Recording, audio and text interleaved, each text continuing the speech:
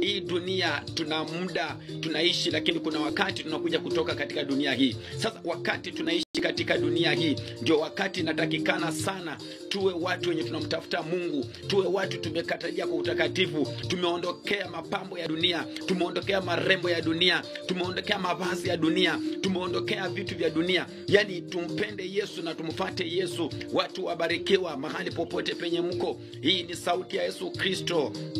Yesu akiwa anasema ya kwamba niliandae kanisa, nikemee dhambi kanisani, nisimame na msimamo wa mitume na manabii kwa ajili ya kulikomboa kanisa la Kristo katika hii dunia inayotesa mwanadamu.